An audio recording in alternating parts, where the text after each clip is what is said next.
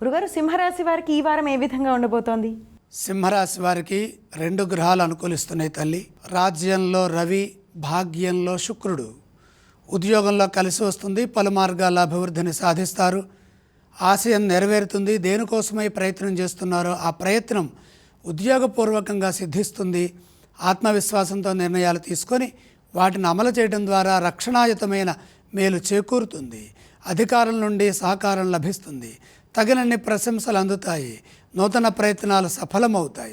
ముఖ్యమైన పనులు మొదలుపెట్టే ముందు ఆత్మీయులతో ఒకసారి సంప్రదించి వారి సూచనలు తీసుకొని ముందుకు సాగాలి.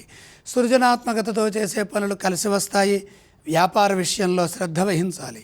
తగినంత లాభం వచ్చే వరకు కృషిని కొనసాగిస్తూనే ఉండాలి. ఎట్టి పరిస్థితుల్లోనూ చంచల నిర్ణయాలు తీసుకోవద్దు.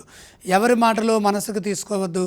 బంగారు భవిష్యత్తు లభిస్తుంది. ఎందుకంటే ఆర్థికపరమైన అభివృద్ధి బాగా గోచరిస్తుంది. దానికి అవసరమైనటువంటి ప్రయత్నాలు చేయండి. మీ అర్హతకు తగినటువంటి ధనలాభం లభిస్తుంది.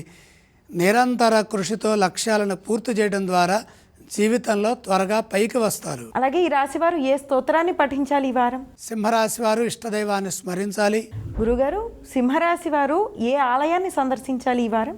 సింహరాశి వారు నవగ్రహాలని దర్శించడం మంచిది. గురుగారు, సింహరాశి వారు అంటే ఏవేవి దానం చేస్తే శుభ ఫలితాలు కలుగుతాయో తెలియచేస్తారా? నవగ్రహ ప్రీతిగా నవధాన్యాలు అగ్నికి సమర్పిస్తే మంచి జరుగుతుంది.